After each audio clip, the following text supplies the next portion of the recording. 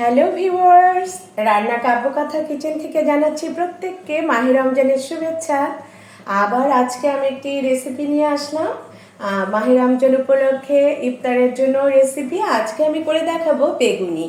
এই বেগুনিটি করবার জন্য আমাদের কি কি প্রয়োজন রয়েছে দেখুন। এখানে আমি কতগুলি বেগুন পাতলা করে এখানে কেটে রেখেছি এবং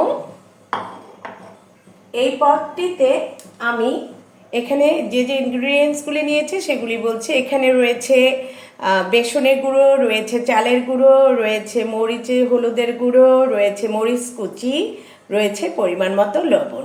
তবে আসুন এগুলিকে এখন একটা ব্যাটার তৈরি করে নেই।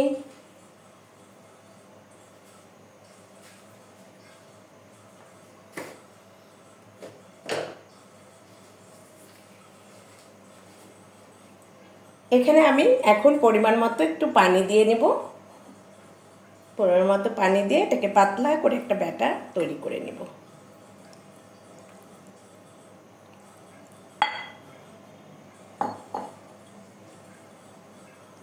সুন্দর করে পাতলা করে, যেন একটু পাতলা হয়, কারণ পাতলা হলে বেগুনিটি ভাজা পাতলা করে হলে এটা খেতেও ভালো লাগবে। একটু পানি লাগবে, এখানে আর একটু পানি দিয়ে দিচ্ছি।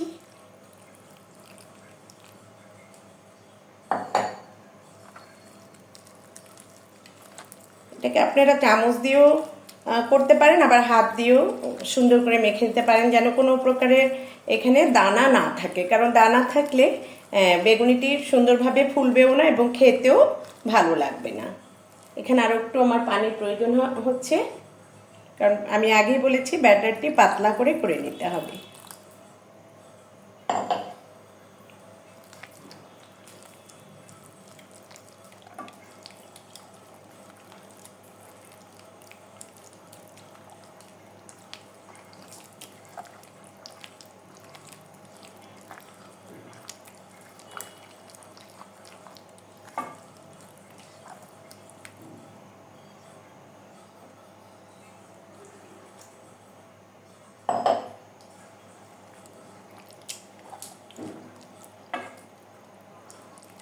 দেখুন আমাদের ব্যাটারটি রেডি হয়ে গিয়েছে এবং এই ব্যাটারটিতে আমি অল্প পরিমাণ কালো জিরে ছিটিয়ে দিব। কালো জিরে দিলে একটা স্মেল আসে সুন্দর এবং ভালো লাগে খেতে। তবে আমরা চলুন এবার দ্বিতীয় প্রসেসে চলে যাই।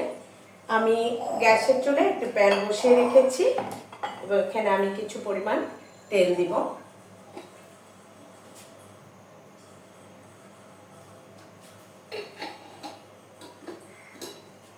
এবং জালটাকে একটু বাড়িয়ে দেব।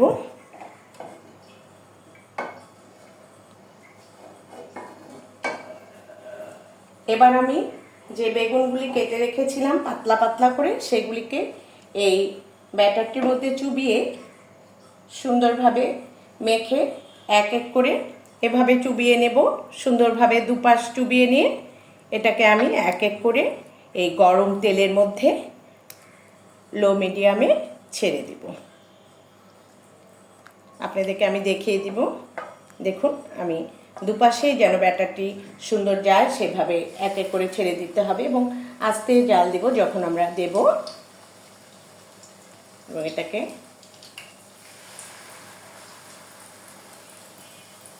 এই বেগুনি প্রতিদিন ইফতারে খেতে খুবই সুস্বাদু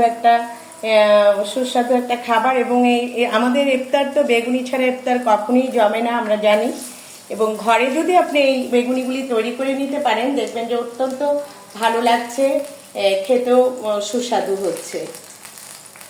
আপনাদের স্বাদ মতো আপনারা যদি কেউ একটু মরিচে বেশি খেতে চান তবে পেঁয়াজের কুচি মরিচের কুচি আপনারা একটু বেশি দিতে পারেন। আপনাদের প্রয়োজন মতো আপনারা ঝালটি করে নেবেন। দেখুন কি সুন্দর বেগুনিগুলি।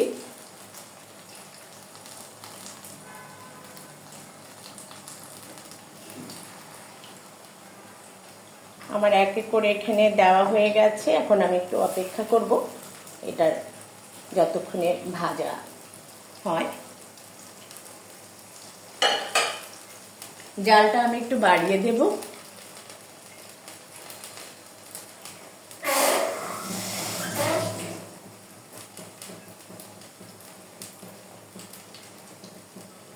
এবার এটাকে আমি একটা চামচ দিয়ে উল্টিয়ে দেব। দেখি, আলতো হাতে উল্টিয়ে দেব।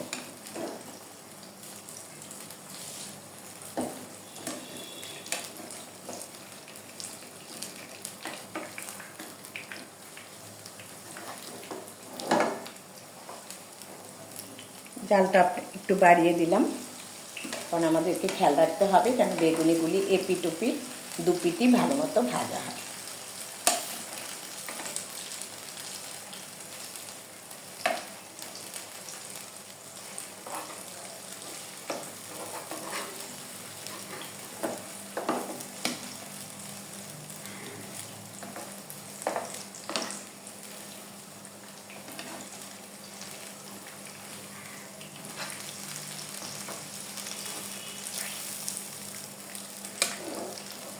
এই বেগুনিগুলিকে হতে একটু সময় দিতে হবে, যেন দু পিঠই যেন সুন্দর মতো ভাজা হয়ে যায়।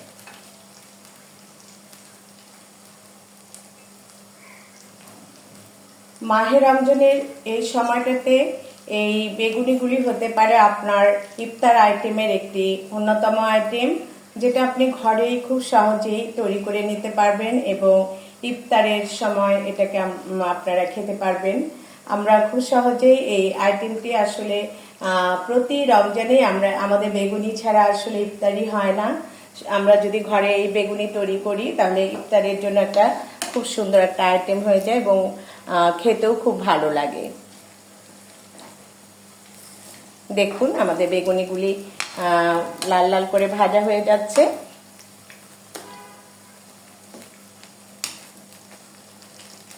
আর কিছুক্ষণ পরে এগুলিকে আমি উঠিয়ে নেব।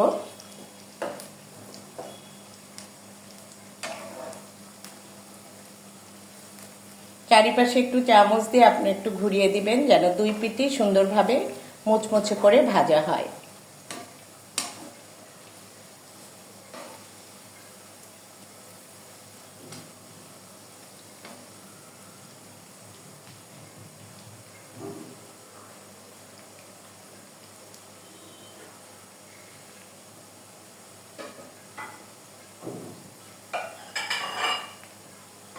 এখন আমি দেখব আমাদের বেগুনিটি কতটুকু ভাজা হয়ে গেছে।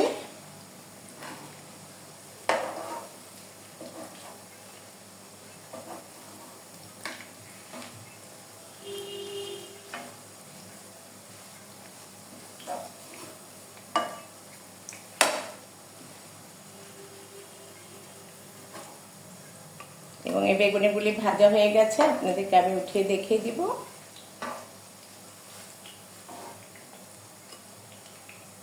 এবং এই কালো জিরা দেওয়াতে স্মেলটা একটু খুব সুন্দর এসেছে এবং যখন আপনারা এটাকে আমরা একটু কামড় দিয়ে খেতে যাব দেখবেন যে খুব সুস্বাদু লাগছে এবং এই কালো জিরাও শরীরের পক্ষে খুবই উপকারী।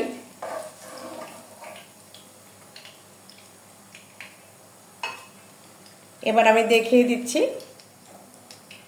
দেখুন আমাদের আজকে এই সুন্দর বেগুনিগুলি রেডি হয়ে গিয়েছে।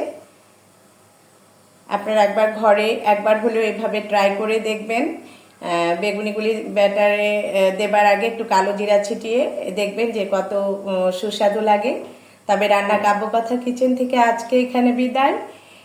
আশা করছি আপনারা এই চ্যানেলটিকে সাবস্ক্রাইব করে আমাদের সঙ্গেই থাকবেন।